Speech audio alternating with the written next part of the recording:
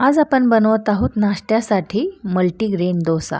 डोसा हा सर्वांनाच अगदीच आवडीचा विषय आहे. डोसा हा म्हटलं की लेकरं तर फारच खुश होतात आणि मोठेही ते फार आवडीनेच खातात. तर मल्टीग्रेन डोसा हा भरपूर आयर्न, कॅल्शियम आणि प्रोटीन रिच असा डोसा आपण आज बनवणार आहोत.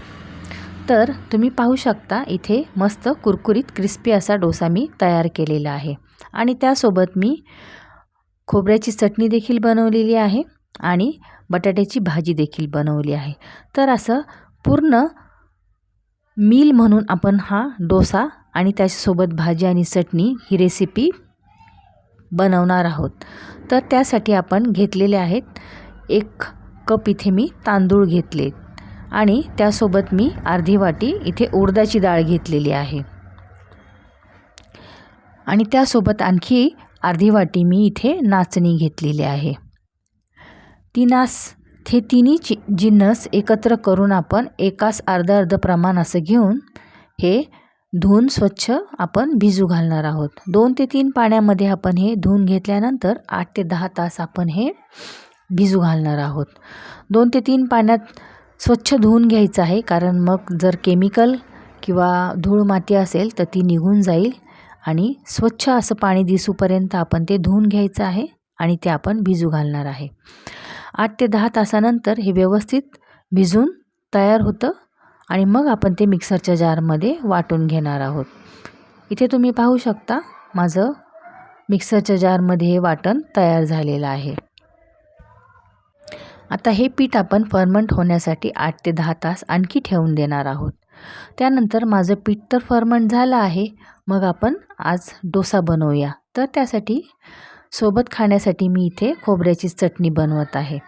तर चटणी बनवण्यासाठी मी काही हिरव्या मिरच्या घेतलेल्या आहेत, अर्धी वाटी मी ओलं नारळ घेतला आहे, 7-8 मी लसूण पाकळ्या घेतलेल्या आहेत, 1 टीस्पून उडदाची डाळ घेतलेली आहे आणि थोडीशी मी चिंच घेतलेली आहे. हे सर्व आपण थोडंसं कढईमध्ये तेल घेऊन तेलावर परतून घेणार आहोत. त्याचं कच्चंपण घालवण्यासाठी आपण अशी प्रोसिजर करत आहे आणि अशाने काय होतं, चटणीची टेस्ट तर वाढतेच, पण चटणी 2 ते 3 दिवसापेक्षा जास्तही टिकते.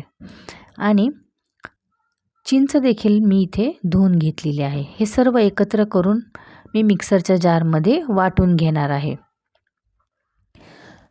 थोडंसं कमी पाणी घालून आपण ते वाटून घ्यायचं आहे आणि इथे बघू शकता आपली चटणी देखील वाटून झाली आहे. थोडंसं चव येण्यासाठी मी इथे साखर देखील घातलेली आहे.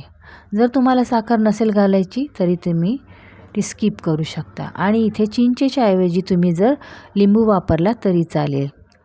चटणी वाटल्यानंतर वरून मी थोडीशी कोथिंबीर घालून घेतलेली आहे आणि फोडणीसाठी इथे मी मोहरी आणि कढीपत्त्याची फोडणी तेलावर केलेली आहे आणि ती आपण त्यात घालून घेणार आहोत.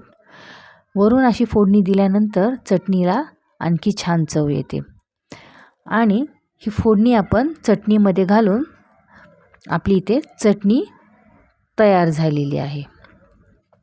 छान अशी कढीपत्त्याच्या फोडणीची जी टेस्ट आणि जो सुगंध असतो तो फारच अप्रतिम असतो ह्या चटणीमध्ये. तर अशा प्रकारे देखील तुम्ही चटणी नक्कीच ट्राय करून पहा. तर इथे आपले बटाटे देखील शिजून मी घेतलेले आहेत आणि त्याची आपण लगेचच भाजी बनवत आहोत. तर गॅसवर मी कढई तापवली, त्याच्यात तेल आणि मोहरी फोडणीसाठी घातलेली आहे आणि आपण इथे कांदा आणि हिरवी मिरचीची फोडणी देणार आहोत. अगदी साध्या पद्धतीची आपली बटाट्याची भाजी जी डोशाबरोबर खाल्ली जाते तशाच प्रकारची भाजी मी इथे बनवत आहे. तर कांदा आणि मिरची गुलाबी रंगाचा होईपर्यंत मी कढईमध्ये तेलावर परतून घेणार आहे आणि फोडणीसाठी मी इथे कढीपत्ता देखील घातलेला आहे आणि 1 टीस्पून मी इथे चण्याची डाळ घातलेली आहे. ह्या भाजीबरोबर चण्याची डाळ पण छान चव देते. तर आपले स्मॅश बटाटे हे एकत्र करून छान भाजीत परतून घेत आहोत आपण आणि अशा प्रकारे आपली ही भाजी आपण वरून कोथिंबीर गार्निश करून आपली ही भाजी तयार करून घेणार आहोत. चवीनुसार मीठ घालून इथे आपली भाजी तयार झालेली आहे. आपली चटणी तयार झालेली आहे. आपली भाजी देखील इथे तयार झालेली आहे. आपण थोडं पाणी घालून देखील ही भाजी थोडी सैल बनवू शकता। तर आपल्या इथे पीठ छानपैकी फर्मंट झालेलं आहे। तर आपण लगेचच डोसे बनवायला घेणार आहोत।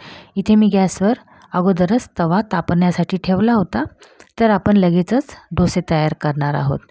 तुम्ही थोडंसं पीठ एका वेगळ्या बोलमध्ये काढून घ्या आणि थोडंसं गरजेनुसार त्याच्यात पाणी ॲड करून मग डोसे बनवायला घेऊ शकता।